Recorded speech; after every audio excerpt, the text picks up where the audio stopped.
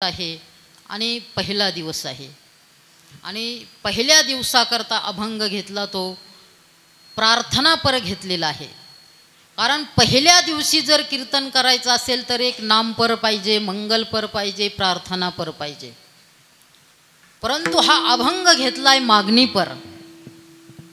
परंतु याच्यात मागणी केलेली आहे, परंतु पहिल्यांदा मागणी नाही केलेली. पहिल्यांदा मागणीच्या अगोदर काय केलेली आहे तर प्रार्थना केलेली आहे.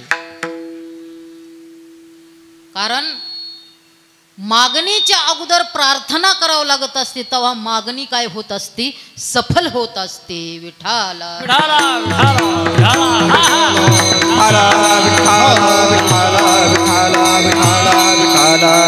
तसं पाहिलं जर गेलं तर ह्या अभंगामध्ये मंगलही साधलेलं आहे.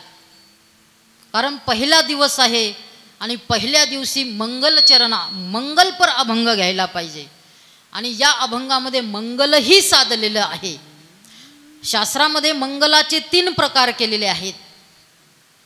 कारण मंगल कधी केलं जातं, मंगल केव्हा केलं जातं. कारण एखादं कार्य आपल्याला निर्विघ्न पार पाडावं असं वाटत असेल तर मंगल केलं जातं आणि या अभंगामध्ये सुद्धा मंगल केलेलं आहे. मंगलाचे 3 प्रकार आहे. एक वस्तुनिर्देश रूप मंगल, 2 नमस्कार रूप मंगल आणि 3 आशीर्वादात्मक मंगल. नमस्कार रूप मंगल कशाला म्हणतात तर नमस्कार करणे त्याला काय म्हणतात, हात जोडणे, साष्टांग दंडवत घालणे याला काय म्हणतात, नमस्कार रूप मंगल. आशीर्वादात्मक मंगल कशाला म्हणतात, स्वस्य स्वश्रिष्य वांछित अर्थ हा आशीर्वाद. हा स्वतःला किंवा स्वतःच्या शिष्याला भगवान परमात्म्याकडे काहीतरी मागणं याला काय म्हणतात, आशीर्वाद मागणं याला काय म्हणतात, आशीर्वादात्मक मंगल.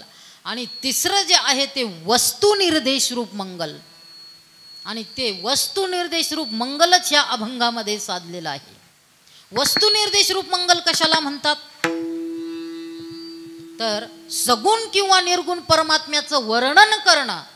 सगुण परमात्म्याचं असो वा निर्गुण परमात्म्याचं असो त्याचं वर्णन करणं याला काय म्हणतात, वस्तुनिर्देश रूप मंगल. वस्तू नाम परमात्मा आणि त्या परमात्म्याचं कोणत्याही प्रकारचं, दोन्ही प्रकारचं वर्णन करणं याला वस्तुनिर्देश रूप मंगल म्हणतात.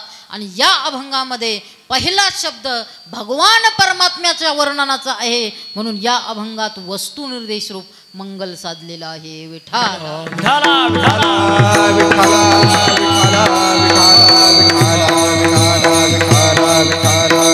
कारण आपला ज्येष्ठांचा संप्रदाय आहे, श्रेष्ठांचा संप्रदाय आहे, ऋषीमुनीपासून चालत आलेला संप्रदाय आहे.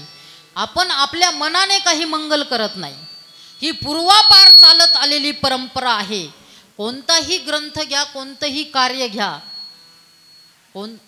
पारमार्थिक कार्य घ्या, सामाजिक कार्य घ्या, लौकिक कार्य घ्या, त्याच्यामध्ये मंगल केलं जातं. पहिल्यांदा करत होते, आता करतात का नाही माहीत, मला नाही माहीत. परंतु ज्यावेळेस आपण ऊसाची लागवड करत होतो, सुरुवातीला ऊस लावायचा असेल त्यावेळेस आपण सुद्धा एक दगड ठेवायचा, त्याचं पूजन करायचं, 3 वाढे उभे करायचे. हे काय करणं आहे, देवाचं मंगल स्तुती करणं, काहीतरी म्हणायचं. हे काय आहे मंगल. का आपण हातामध्ये घेतलेलं काम निर्विघ्नपणाने पार पडावं याच्याकरता. कारण मंगलच त्याला म्हणतात, समाप्ती कामो मंगलम आचरेत. समाप्ती कामो मंगलम आचरेत. आपलं काम निर्विघ्न पार पडण्याकरता जे केलं जातं त्यालाच काय म्हणतात, मंगल म्हणतात. असे मंगल अनेक ठिकाणी केलेलं आहे. तसं अथ शब्द आणि ओम शब्द हे सुद्धा मंगलकारक आहे. अथ शब्द कारण आपल्या संप्रदायामध्ये पाहिलं, पुरुषांचे जे ग्रंथ संपदा पाहिले, आपले जे वारकरी संप्रदायाची प्रस्थांतरे असेल वा बृहत प्रस्थांतरी असेल, त्याचं सुद्धा मंगल अथ आणि ओम शब्दाने केलेलं आढळतं आपल्याला.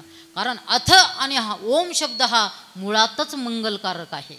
ओंकारश्चात शब्दश्च द्वावेतो ब्रह्मणपुरा कंठम भित्वा मुनिर्यातो तस्मान मंगलिका उभौ अथ शब्द आणि ओम शब्द हा पहिल्यांदा ब्रह्मदेवाच्या मुखामधून आलेला आहे, म्हणून तो मंगलकारक आहे. म्हणून तर ब्रह्मसूत्राची सुरुवात अथ या शब्दाने केलेली आहे. अथोतो अथातो ब्रह्म जिज्ञासा.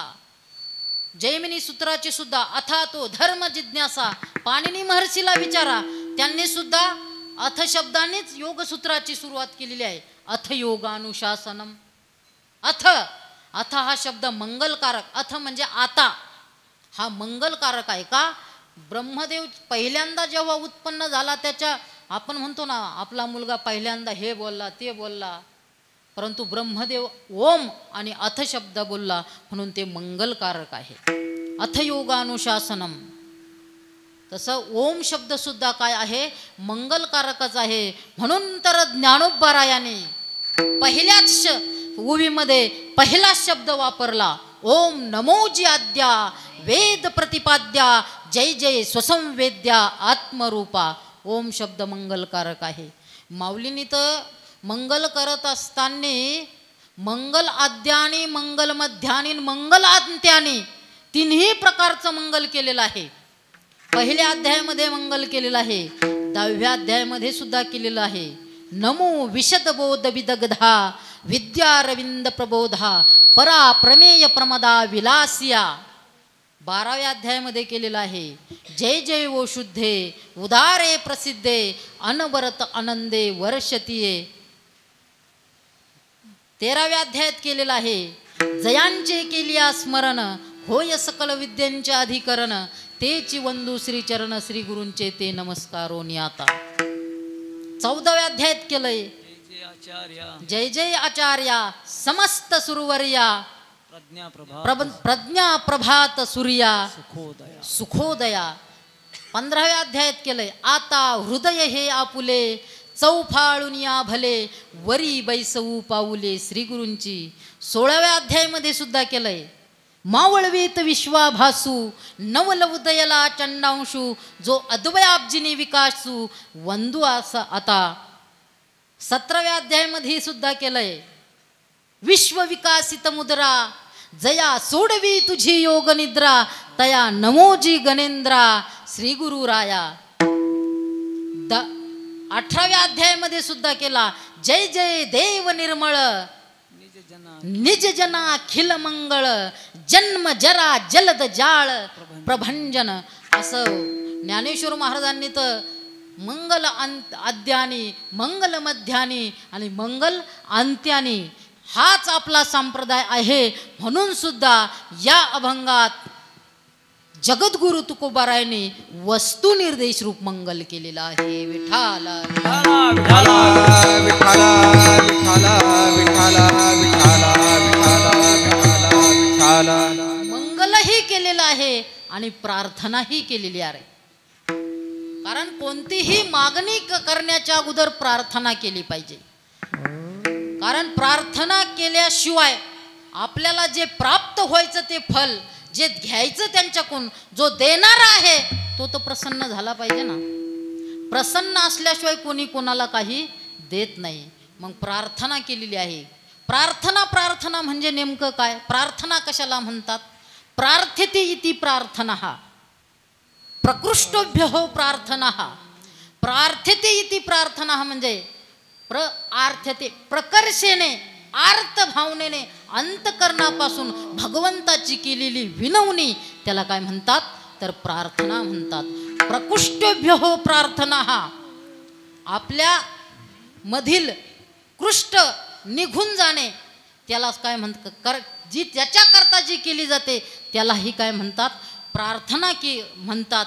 आणि तीच प्रार्थना जगद्गुरु तुकोबारायांनी अभंगाच्या प्रथम चरणात केली.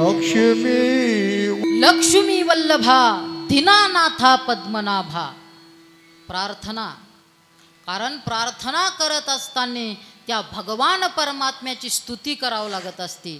आणि तेच जगद्गुरु तुकोबाराय संबोधनात्मक स्तुती करतात. लक्ष्मी वल्लभा म्हणतात. लक्ष्मी वल्लभा, लक्ष्मीचा पती. वल्लभ शब्दाचा अर्थ नुसता पती नाही, वल्लभ शब्दाचा अर्थ आवडता पती आहे. लक्ष्मी वल्लभा, लक्ष्मीचा पती, हा लक्ष्मीचा पती म्हटलेला आहे. हा लक्ष्मीचा पती कधी झाला? लक्ष्मीचा पती कधी झाला? हा ज्या वेळेस समुद्र मंथन झालं, समुद्र मंथन ज्या वेळेस झालं त्यावेळेस समुद्रातून 14 रत्न बाहेर निघाले. 14 रत्न. त्यावेळेस देवाचं आणि दानवाचं त्या प्रत्येक वस्तूकडे लक्ष होतं, ज्या 14 रत्नाकडे.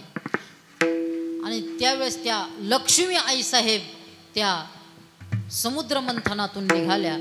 त्यावेळेस दानवही होते आणि देवही होते, राक्षसही होते आणि देवही होते. परंतु लक्ष्मी कोणाला नाही पाहिजे?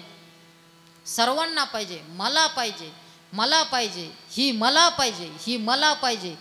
राक्षसही म्हणायला लागले ही मला पाहिजे, देवही म्हटले मला पाहिजे. मग असं आहे, वस्तू एक असली आणि गिऱ्हाईक जादा झालं तर काय होत असतं? भाव वाढतो. साहजिकच आहे, भाव वाढला, गिऱ्हाईक अनेक आणि वस्तू एक, भाव वाढला. मग लक्ष्मी आई साहेबाने वर बोट केलं. अहो ज्याच्याकडे लक्ष्मी आहे त्याच्यात पावर असते, तर ती साक्षात काय आहे? ती लक्ष्मी आहे. कोण लक्ष्मी पुढं शांत बसणार नाही? सर्व शांत बसले. लक्ष्मी आई साहेब म्हटल्या तुम्हाला मी पाहिजे ना, मी पाहिजे ना. कोणाला लक्ष्मी पाहिजे नाही? सर्वांनी होकार दिला. मी जर तुम्हाला पाहिजे असेल तर ठीक उद्या सकाळी 8:30 वाजता हजर राहायचंय. तशी 8चीच वेळ आहे वाटतं इथली. 8 वाजता हजर राहायचं. लक्ष्मी पाहिजे होती ना, त्याच्यामुळे सगळे 8ला नाही 6लाच आले तयारी करून. रात्रभर झोपा नाही, देवालाही नाही आणि दानवालाही नाही. रात्रभर कपडे धुई, कोणी शिंप्याकडे जाय शिवून आण, कोणी मेकअप कर, काय कर, कपडे धुई, संडलेटची संडलेट उडिले आणि मेकअप करून सकाळी किती वाजता? 6 वाजता आले. ते काय कीर्तन आहे काय? 8चं कीर्तन 8:30ला आले ते नाही. नाही लक्ष्मी. कारण लक्ष्मी करता सगळेच प्रयत्न. नसलेल्या, मी तर सांगितलं की नसलेल्या लक्ष्मी करता किती प्रयत्न करतात.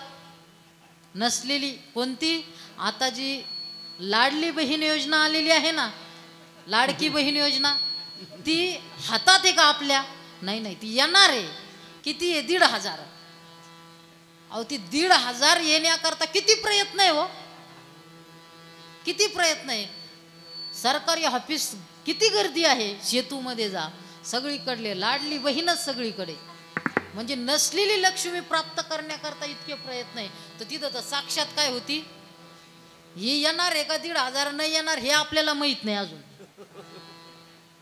माहित आहे का येणार आहे का नाही येणार हे बी माहित नाही. परंतु महिला मंडळ काळजी करू नका, भेटणार. कधी?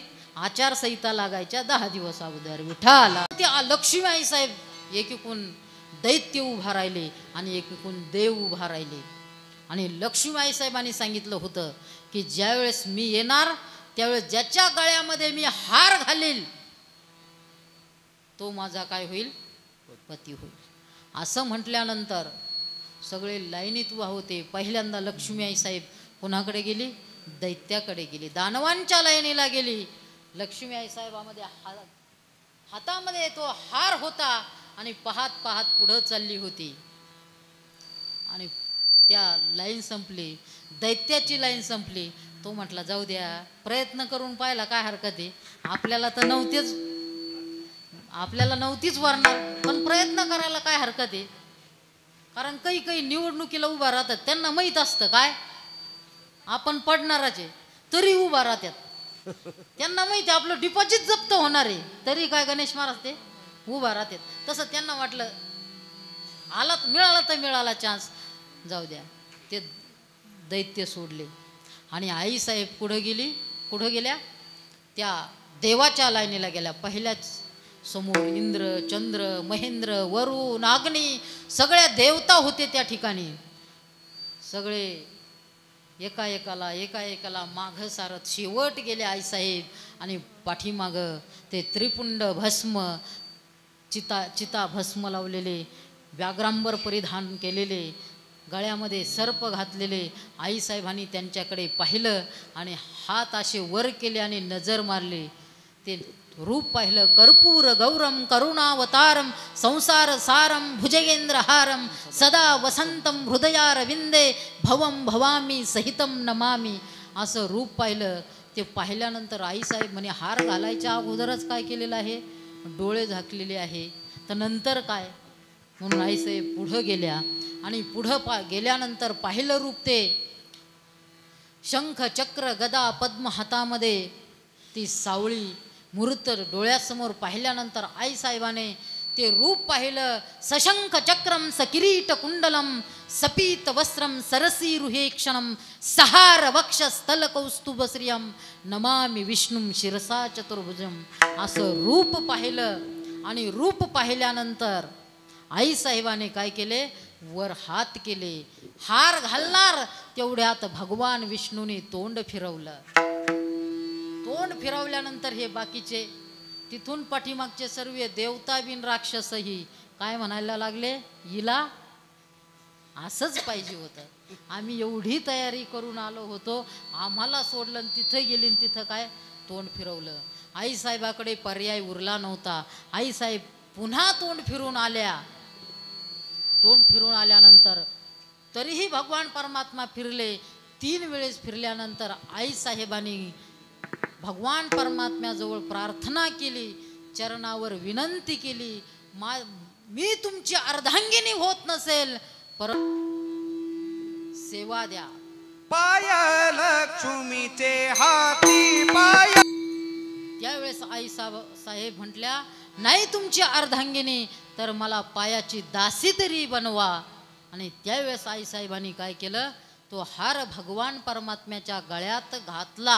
आणि त्यावेळेस ज्ञानोबाराय म्हणतात, ते सर्वस्वे करुणी सेवा अहंकार सानुंडोनी पांडवा, ते पाय धुवावयाच्या दैवा पात्र झाली म्हणून लक्ष्मी वल्लभा. काय कधी झाली ती लक्ष्मी वल्लभ, कधी झाला तर त्या समुद्र मंथनाच्या वेळेस. आणि जगद्गुरु तुकोबाराय येते, आपल्यासारखे नाही, ते जगद्गुरु तुकोबाराय आहे, मागणी करणारे. लक्ष्मी वल्लभा का नाही म्हटलं, भगवान परमात्म्याला किती नावं आहेत, अनंत नावं आहे. अनंत म्हणती माझी स्वामी ते श्री अनंता मधुसूदना पद्मनाभा नारायणा, किती नाव आहे. लक्ष्मी वल्लभाच का म्हटलं, तुम्ही म्हणणार अनेक नाव आहे, पांडुरंग हे, विठ्ठल हे, कृष्ण हे, अनेक नाव आहे, मग लक्ष्मी वल्लभाच का म्हटलं. तर त्याचं कारण बारीक सूक्ष्म कारण असं आहे, ते तुकोबाराय ते कारण जी मागणी केलेली आहे, जी प्रार्थना केलेली आहे ती पायाच्या संबंधाने आहे. आणि हे पाय कुणाच्या ताब्यात आहे, लक्ष्मीच्या ताब्यात आहे. म्हणून पहिल्यांदा लक्ष्मी आणि नंतर वल्लभ. का, कारण आपल्याला जे सुख आहे ते कुठं आहे, पायाजवळ आहे. ते सुख वसतू. जरा लवकर ब्रेक लागला.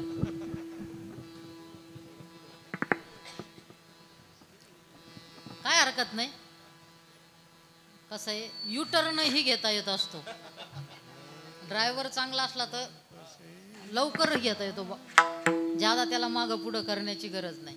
लक्ष्मी वल्लभा, लक्ष्मी वल्लभा का म्हटलं, त्या संबंधाने आहे म्हणून लक्ष्मी वल्लभा. दीनानाथा काय म्हटलंय, दीनानाथा. असं वाटलं की तुकोबारायला असं वाटलं, बाकीच्याला असं वाटेल की ज्याच्याकडे लक्ष्मी आहे त्याच्याकडेच पाहतो काय हा, म्हणून दुसरा शब्द वापरला काय, दीनानाथा. हा दिनाचा काय आहे, अनाथाचा काय आहे, हा नाथ आहे. तुझे अनाथाचा दाता, तुझे अनाथाचा दाता, दुःख मोह नासावया चिंता. तो दुःख मोह नासण्याकरता, काय नष्ट करण्याकरता तो भगवान परमात्मा काय आहे, अनाथाचा दाता आहे. अनाथाचा. कारण अनाथाचा इथं सुद्धा अशी विप्रत्ती येऊ शकते की फक्त अनाथ लोकच का. मग अनाथाचा म्हटलेला आहे. लक्ष्मी वल्लभा दीनानाथा, जे दीन आहे, दुबळे आहे. दीन कोणाला म्हणतो आपण? दीन, दुबळे, गरीब यांनाच दीन शब्दाचा अर्थ गरीब. परंतु याचं जर दीन या शब्दाचं जर चिंतन केलं तर आपण जेवढे काही या ठिकाणी आहे ते सर्व काय आहे? दीन आहे. तुम्ही म्हणणार नाही नाही दीन नाही आम्ही कशाचे दीन? आम्ही बागायतदार आहे, आमचा 15 एकर ऊस आहे, आमचं एवढं आहे, एवढे केळीचे बाग आहे, आम्ही कशाचे दीन? परंतु प्रत्येक जण हा काय आहे? दीन आहे. दीन कोणी कशाच्या याने दीन, कोणी कोणत्या कारणाने, कोणी कोणत्या कारणाने, कोणी कोणत्या कारणाने, प्रत्येक जण दीन आहे. प्रत्येक जण दीन आहे. आणि हे दीन कोण बनवत असतं आपल्याला? तर इंद्रिय. प्रत्येकाला इंद्रियाचे दिने आम्ही केलो नारायणे. प्रत्येकाला इंद्रियाने काय बनवलेलं आहे? दीन बनवलेलं आहे. हे इंद्रिय जे आहे, पंच ज्ञानेंद्रियच घ्या, हे जे पंच ज्ञानेंद्रिय घ्या किंवा पंचकर्मेंद्रिय घ्या, कोणाला पंच ज्ञानेंद्रिय दीन बनवतं, कोणाला शब्द, स्पर्श, रूप, रस, गंध हे पंच ज्ञानेंद्रिय हे पंच विषयाने काय करतात? दीन बनवतात. दीन. प्रत्येक जण असाच एक जण श्रीमंत, खूप धनाढ्य होता, श्रीमंत होता, तरीही दीन झालेला होता. मोठं ऑफिस होतं, कॅबिन होतं, खुर्चीवर बसलेला होता. खूप तहान लागली. काय? खूप तहान लागली. उन्हाळ्याचे दिवस आणि एकटाच होता. AC बसवलेली होती. तहान लागली. समोर मस्त माठामध्ये शुद्ध पाणी होतं त्या ठिकाणी. परंतु तहान लागली, परंतु पाणी पिता येत नव्हतं. का? वजन होतं 220 किलो. किती?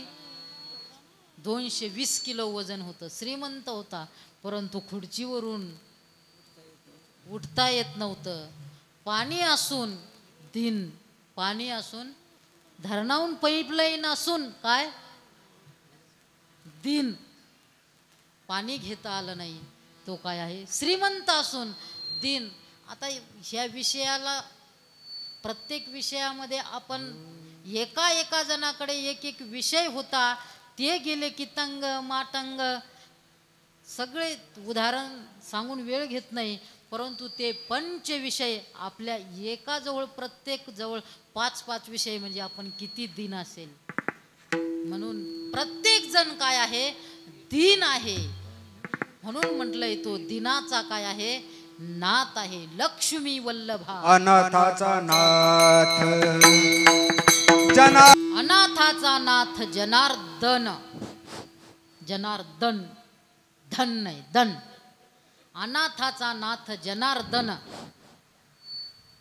तो अनाथाचा नाथ आहे, म्हणजे प्रत्येक अनाथ आहे आणि प्रत्येक अनाथाचा काय आहे? तो नाथ आहे. म्हणून म्हटलेलं आहे काय? दीनानाथा. आणि शेवटचं विशेषण जे वापरलेलं आहे ते पद्मनाभा. पद्मनाभा का म्हटलं? कारण त्याची नाभी कशी आहे? पद्म म्हणजे कमलासारखी आहे, म्हणून त्याला काय म्हटलेलं आहे? पद्मनाभा. कारण ज्याची नाभी कमळी जन्म चतुरानना. चतुरानना, चतुर म्हणजे 4, आनन म्हणजे मुख. ज्या 4 तोंडाच्या याला जो जन्म दिला देणारा, म्हणजे त्याला हे पद्मनाभा का वापरलं? त्याला की कळलं पाहिजे तुकोबाराय त्यांना प्रार्थना करायची आहे, म्हणून ते पद्मनाभा. कारण तो इतका मोठा आहे, ज्याला जो सृष्टी उत्पन्न करतो असा ब्रह्मदेव, सृष्टी उत्पन्न करणारा ब्रह्मदेव त्याच्यापासून उत्पन्न झालेला आहे, म्हणून पद्मनाभा. लक्ष्मी वल्लभा, दीनानाथा, पद्मनाभा असं जर वर्णन केलं, आणि वर्णन केल्यानंतरच काय करावं लागत असते?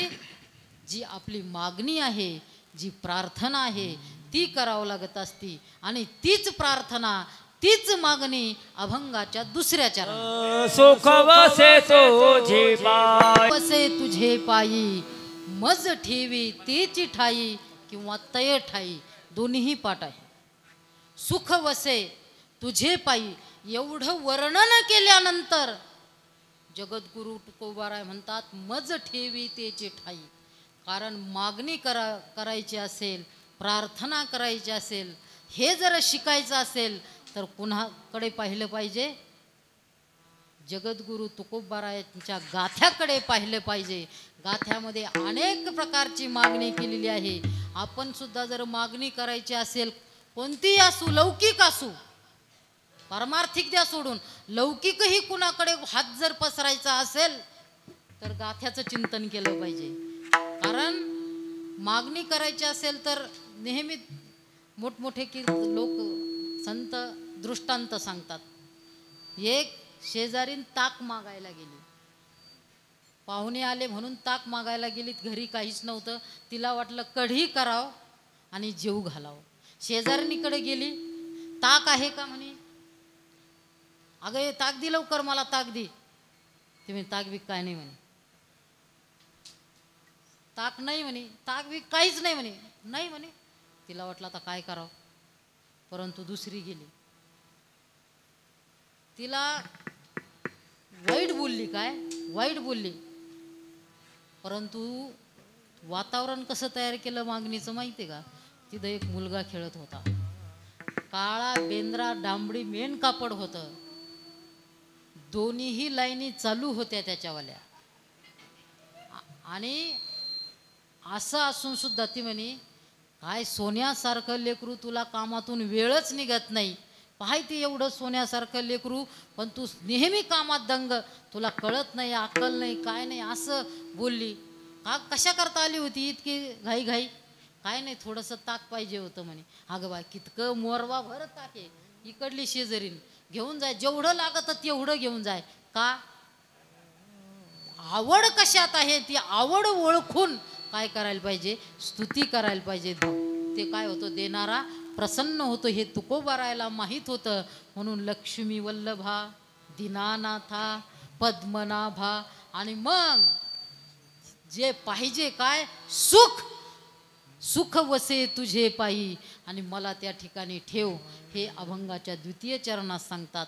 कारण त्याच्या पायाजवळ सुख आहे, परंतु सुख आपण त्याच्या पायाजवळ शोधत नाही, इकडं तिकडं सुख तुझे पायी सुख सर्व आहे, तुझे पायी सुख सर्व आहे. पायाजवळ सुख आहे, परंतु प्रत्येकाला हे सुख पाहिजे. काय पाहिजे? प्रत्येकाला ते पाय पाहिजे. म्हणजे काय पाहिजे? सुख पाहिजे. कुणाला असं वाटतं की दुःख पाहिजे? सुख कुठं आहे? त्याच्या पायाजवळ आहे. परंतु आपण सुख जे शोधत असतो ते इकडं तिकडं शोधत असतो कुठेही, परंतु ते सुख प्राप्त होत नाही. आणि मग आपला जन्म त्या सुखाभासामध्ये काय होतो? वायाला जातो. कारण ते सुख फक्त कुठं असेल? ते पायाजवळ आहे. परंतु आपल्याला असं वाटतं की गाडी घेतल्यानंतर सुख होईल, बंगला बांधल्यानंतर सुख होईल. कुणाला असं वाटतं मुलगा झाल्यानंतर सुख होईल, कुणाला असं वाटतं लग्न झाल्यावर सुख होईल, कुणाला असं वाटतं 2चे 4 झाल्यानंतर सुख होईल, 4चे 6 झाल्यानंतर सुख होईल, वेल मांडवला गेल्यानंतर सुख होईल. परंतु सुख भेटत नाही. सर्व सुखाची आशा जन्म गेला, क्षण एक मुक्ती यत्न नाही केला, हिंडता दिशासी न पावला, माया वेष्टीला जीव माझा. सुखा करता इतस्ततः फिरत असतो, सुख भेटत नाही. सुख भेटत नाही असं नाही, सुख भेटतं ना. तुम्ही म्हणताल आम्हाला सुख भेटतं ना. सुख काय? सुख भेटतं, पण कसं भेटतं? ज्ञानोबाराय सांगतात काय आहे ते? सुख आणि दुःख हे भाव आहे, सख्य भाव आहे ते, सुख आणि दुःख. कधी सुख झालं का लोक हे उत्सव करतात. मुलगा झाला, सुख झालं, उत्सव. निवडून आला, आनंद झाला, उत्सव. लग्न झालं, 2-3 बाऱ्या उत्सव तयार करतात. वाढदिवस आला, सुख झालं, उत्सव. आणि दुःख आलं का लोक रडत आहेत, दुःख आलं का लोक रडते, दुःख आलं का लोक रडत आहेत, मेलं काही झालं ॲक्सिडेंट झाला रडते. ते सुख आणि दुःख आईकडे गेले. काय सुख आणि दुःख काय गेले? आईकडे गेले. आणि आईकडे गेल्यानंतर ते दुःख काय म्हटलं, हा माझा भाऊ आहे, हा तो लोकांकडे गेला का त्याला पाय घड्या आहेत, फटाके आहेत, काय उत्सव आहे, आणि मी गेलो का सगळे कोडिली गौरी जशी दिसे, असं असं होतं. मग त्या आईनं त्याला उपाय सांगितला दुःखाला. तू काय कर म्हणे, त्या सुखाचे कपडे घाल, सुखाचे कपडे घाल. कशाचे? सुखाचे कपडे घाल. आणि मग सुखाचे कपडे घालून ते दुःख आपल्या दारात येतं. आणि आपल्याला असं वाटतं सुखच झालंय, पोरगा झाला, सुख झाला, हत्तीवरून साखर वाटेतो आणि लगेच फोन येतो गेला. हे काय आहे? दुःख. दुःख लेऊनी सुखाचे अंगी सळीत जगाचे. दुःख सुखाचे कपडे घालतं आणि ह्या जगाला सळीत राहतं, सळीत. असं वाटतं सुख होईल, आता वाटतं सुख होईल, आता सुख होईल, आता सुख होईल. मसनात गावऱ्या जातात तरीही काय होत नाही, सुख होत नाही. कारण सुख कुठं आहे तर त्या भगवान परमात्म्याच्या पायाजवळ सुख आहे. कारण सुख त्याच्याशिवाय दुसऱ्या ठिकाणी काहीच नाही. सुख त्याच्या ठिकाणी नाही, तोच सुखरूप आहे. सुखरूप ऐसा तुझा कोण सांगा, माझ्या पांडुरंगा सारी खातो. कारण सुख त्याच्या जवळच आहे. कारण वेदामध्ये असं म्हटलेलं आहे, नाल्पे सुखम अस्ति यो वै भूमा तत्सुखम नाल्पे सुखम अस्ति. जे भूमानाम ब्रह्म तेच सुखरूप आहे. जे अल्प आहे, परिच्छिन्न आहे, ते काय आहे? सुखरूप नाही, ते दुःखरूप आहे. भूमानाम ब्रह्म जे व्यापक आहे तेच काय आहे? सुखरूप आहे. म्हणजे सुखरूप ऐसा तुझा कोण सांगा, माझ्या पांडुरंगा सारी खातो. म्हणून ते सुख कोणाजवळ आहे तर ते पायाजवळ आहे. सुखरूप ऐस म्हणून मग सुखरूप तो आहे, म्हणून ते पाय सुखरूप आहे. म्हणून ठेवी तय ठाई, तेची ठाई. तय घ्या किंवा तेची घ्या, दोन्ही पाठ आहे. मग त्या पायाजवळ सुख आहे. पाय का म्हटलं? कारण कधी कधी पाय या शब्दाचा अर्थ स्वरूपही होतो. कारण ज्या वेळेस पाय चरण शब्द येत असेल त्यावेळेस त्याचा अर्थ स्वरूप असा घेतला जातो. का? उत्तमानाम स्वरूपम ही चरण शब्देन मन्यते. उत्तम पुरुषाचं वर्णन करत असताना त्याच्या जर स्वरूपाचं जे वर्णन केलं जातं त्याकरता चरण शब्द किंवा पाय शब्द वापरला जात असतो. विठ्ठला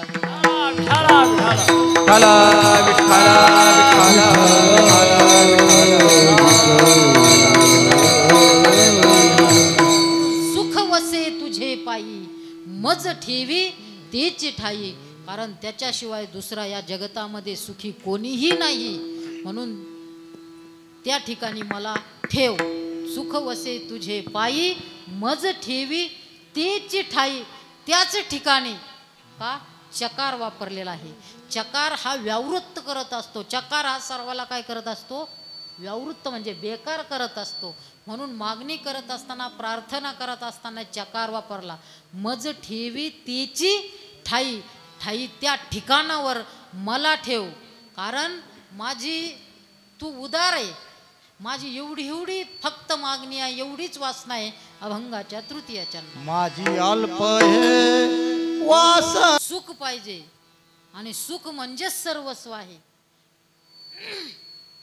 सुख म्हणजेच भगवान परमात्मा आहे. आणि भगवान परमात्मा प्राप्त झाल्यानंतर काय कमी राहणार आहे? म्हणून एवढीशी मागणी आहे, छोटीशी. माझी अल्प ही वासना, तू तो उदाराचा राणा. तू उदाराचा काय आहे? राजा आहे. तू काय आहे? राणा या शब्दाचा अर्थ राजा. आणि राजा जो असतो, राजा का म्हटलं? कारण राजाकडे मागणी केल्यानंतर तो कधीही कोणालाही बिनमुख जाऊन देत नाही. म्हणून जगद्गुरु तुकोबाराय त्याला काय म्हणतात? राजा. आणि राजा म्हणत असताना काय म्हटलं? उदाराचा. कारण भगवान परमात्म्यासारखं उदार कोणीच नाही. भगवान परमात्म्यासारखं उदार कोणीच नाही. कारण तुम्ही पहा, पुतना मावशी कशा करता आली होती? पुतना मावशी कशा करता आली होती? त्याला हलाल नावाचं विष आपल्या स्तनामध्ये भरून त्याला मारण्याकरता आली होती, मारण्याकरता आली होती. परंतु सनकादिकाला जो मोक्ष दिला तो मोक्ष पुतना मावशीला दिला. ज्ञानोबाराय म्हणतात, तुवा सनकादिकाचे ने माने सायुज्य सौरसो दिधला पुतने, जी विषाचे नि स्तनपाने मारू आली. जी मारण्याकरता आली तिला तो सायुज्य मोक्ष दिला, तर आपल्याला देणार नाही यात काय संशय. विठाला विठाला विठाला विठाला विठाला. दुसरं उदाहरण पहा, पुतना मावशीला दिलं, परंतु त्या उपमन्यूनी काय मागितलं होतं? फक्त वाटीभर दूध, वाटीभर दूध मागितलं होतं. त्या उपमन्याला क्षीराचा सागर उपमन्या, क्षीराचा सागर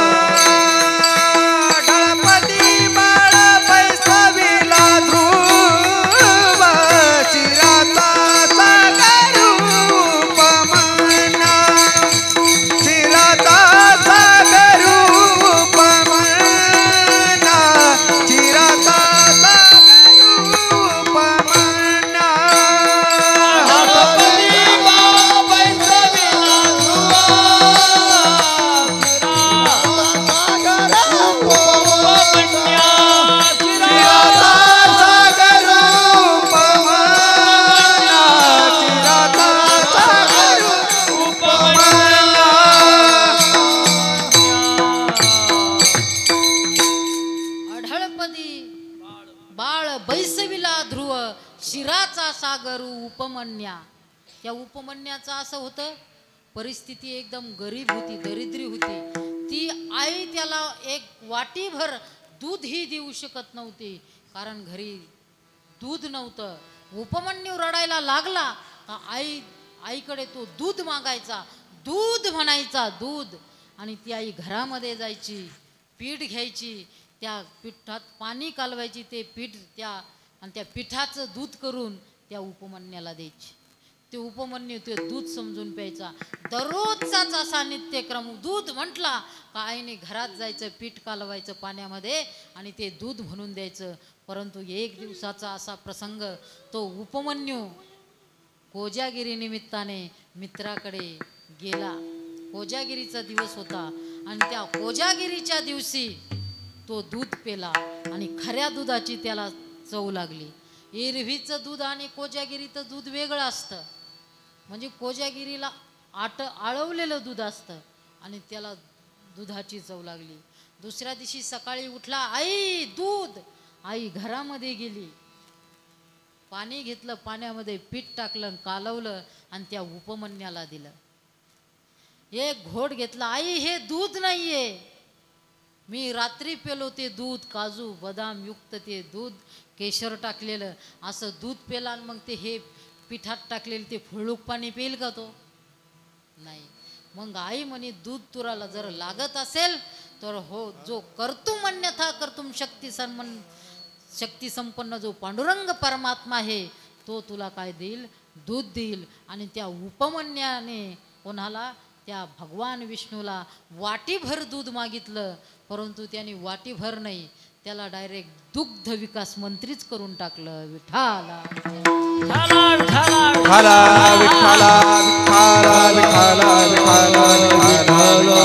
ज्ञानोबाराय म्हणतात, तुझे औदार्य जाणो स्वतंत्र, देता न म्हणसी पात्रा पात्र, ते वैर्यासे कैवल्य दिधले.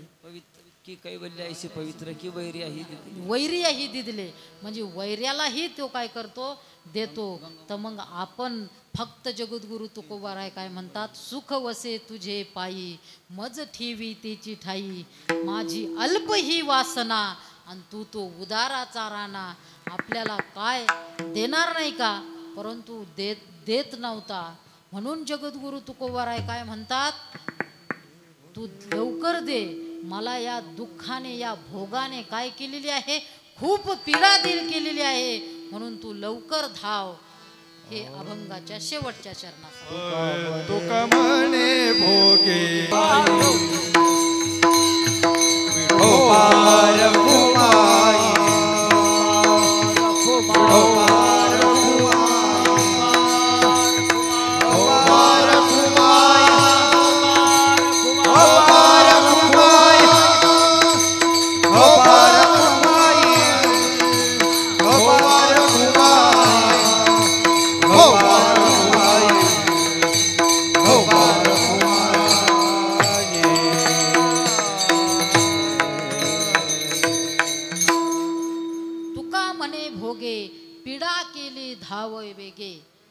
जगद्गुरु तुकोबाराय म्हणतात, भोगे पीडा केली वेगे धाव. भोगे पीडा केली वेगाने धाव असं तुकाराम महाराज म्हणतात. असा अन्वय केला तर अर्थ चांगला लागतो. म्हणजे हे भोग आहे, भोगे म्हणजे आता सुखात्मक भोग घ्यावा, दुःखात्मक भोग घ्या. सुखाचाही भोगच असतो आणि दुःखाचाही काय असतो, भोगच घ्या. नाही तर भोगे या शब्दाचा अर्थ प्रारब्धे घ्या. हे जे प्रारब्ध आहे ना, आपल्याला जे भोग असतात ते कशाने असतात, प्रारब्धानुसार असतात. कारण हे प्रारब्ध भोगले वाचून काय संपत नाही, संपत नाही. न भुक्तम शियते कर्म जन्म कोटी क्षतैरपी अवश्यम भावी भावानां प्रतिकारो भवेद्यति तदा दुःखैल न लिप्पेरन नल राम युधिष्ठिरही. त्या नल राजाला, रामालाही तो भोग चुकला नाही, आपली प्रारब्ध सुटलं नाही, मग आपल्याला का नाही. प्रभू रामचंद्राला सुद्धा त्या भोगाने वनवासाला पाठवलं, प्रारब्धाने. तसं आपल्याला सुद्धा हे सुख दुःख हे कशाने होत असतात, प्रारब्धाने होत असतात. म्हणून हे दुःख नष्ट होण्याकरता ते सुखात्मक असो वा दुःखात्मक असो, कारण सुखही येत असतं ते आपल्याला, परंतु ते कष्टप्राय सुख असतं. सुख पाहता जवा पडेन दुःख पर्वताये वडे. म्हणून जे सुख असतं ते सुद्धा कष्टप्राय असतं. अनेक कष्ट सहन करून एवढं सुख असतं, तोही प्रारब्धाचा भोगच असतो. आणि दुःख हे सोलीव दुःख असतं. म्हणून हे दुःख म्हणजे हे जे प्रारब्ध आहे, हे प्रारब्ध मला खूप दुखवतंय, भोग पीडा देतंय. म्हणजे हे प्रारब्ध काय करतंय, या जीवाला पीडा देतं. म्हणून तू काय कर, वेगाने धाव आणि काय कर, कारण सुख तुझ्या पायाजवळच आहे आणि मला त्या ठिकाणी ठेव. मज ठेवी तये ठाई. कारण ते ठिकाणच असं आहे, त्या ठिकाणावर गेल्यानंतर मग यदगत्वा न निवर्तनते. तये ठाई म्हटलेलं आहे, कारण ते ठिकाण आहे. उंच देवाचे चरण. चरण काय आहे, उंच आहे. उंच या शब्दाचा अर्थ सुखरूप. उंच या शब्दाचा अर्थ मोठं, कारण तो मोठा आहे, उंच आहे, सुखरूप आहे, व्यापक आहे. योवै भूमा तत्सुखम. ते सुखरूप आहे. म्हणून त्या चरणाजवळ मला काय कर, ठेव. कारण तिथं गेल्यानंतर अशी अनुभूती येते की अवघेची त्रैलोक्य आनंदाची आता. चरणी जगन्नाथा चित्त ठेवले आनंद अद्वय नित्य निरामय. जे का निज ध्येय योगी यांचे आणि ते हे समचरण साजिरे विटेवरी.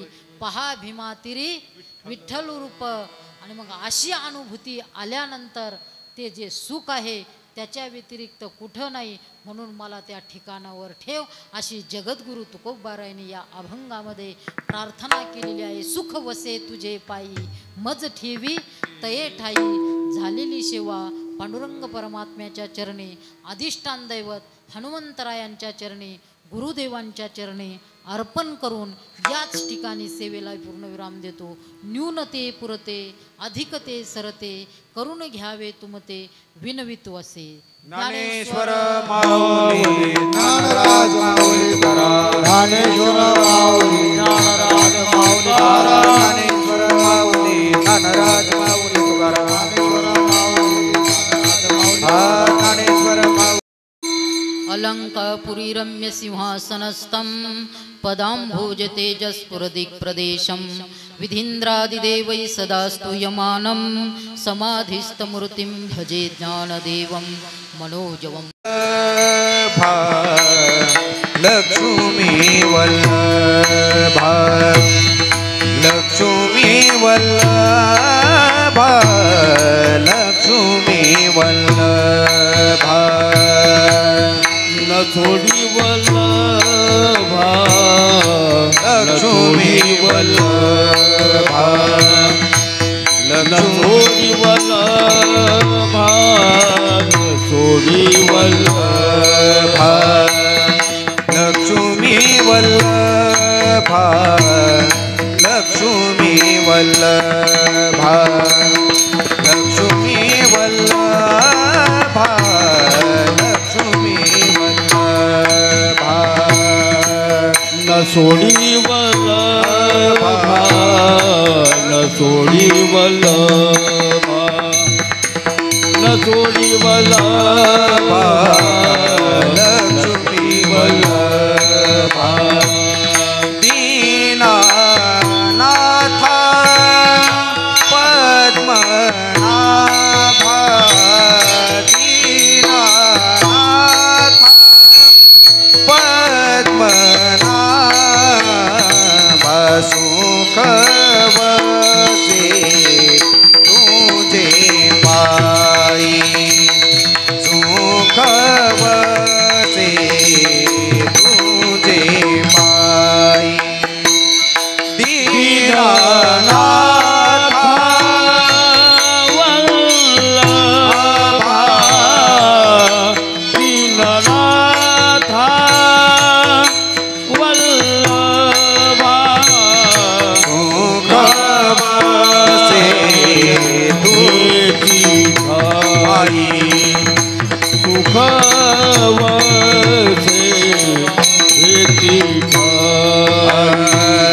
लक्ष्मी वल्लभा लक्ष्मी वल्लभा लक्ष्मी वल्लभा लक्ष्मी वल्लभा लक्ष्मी वल्लभा लक्ष्मी वल्लभा लक्ष्मी वल्लभा लक्ष्मी वल्लभा दीनानाथ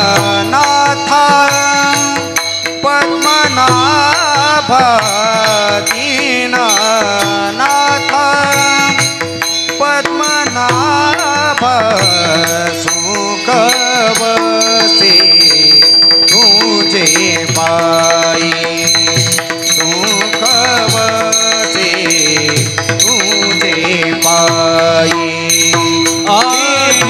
दीनानाथ वल्लभा दीनानाथ पद्मनाभा सुखवसे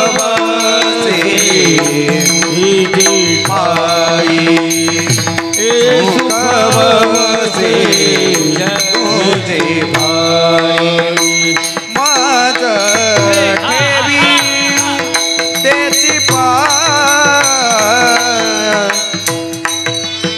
पाय